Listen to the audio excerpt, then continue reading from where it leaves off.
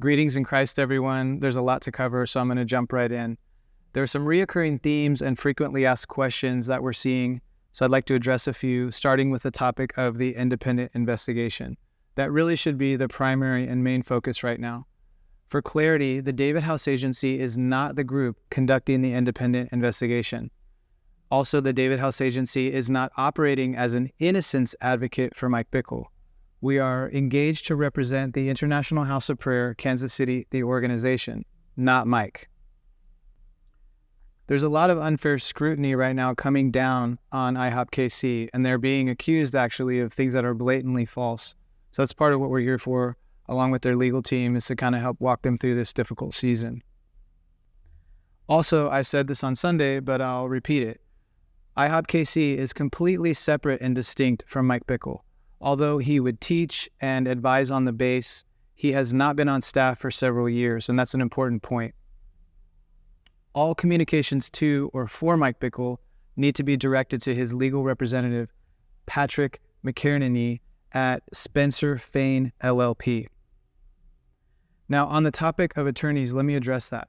In this situation in particular, the presence of attorneys is actually a good thing. They help to introduce a measure of accountability, and they also help clients know what their rights are.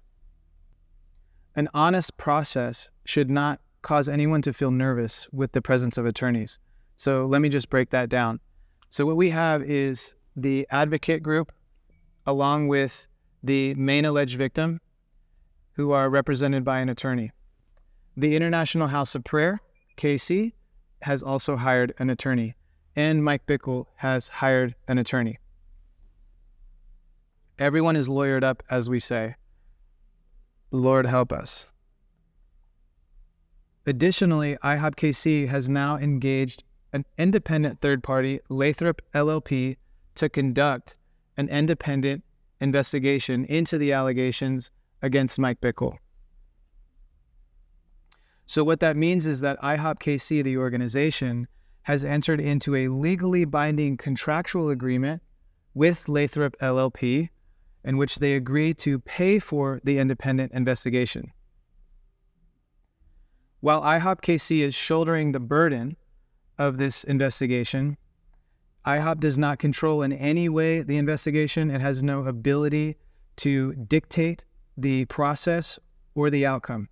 And just an important question that's being asked, yes, a report will be released upon completion of the investigation. All of this has been communicated to the advocate group via their attorney. The investigators started last week. IHOPKC turned over their documentation.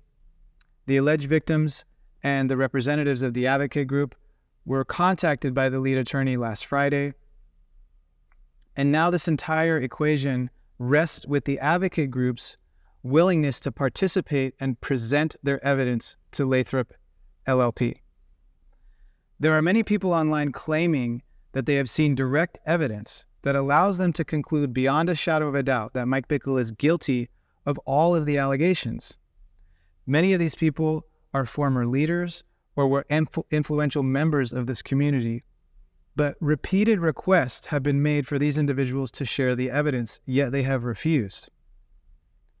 People on social media are claiming to have seen evidence, but when they get asked to elaborate, they either block you or simply go crickets. Seriously.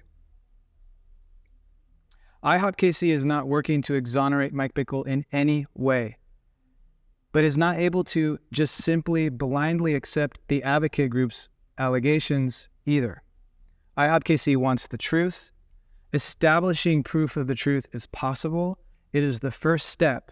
We just need the parties to come forward and lay cards on the table.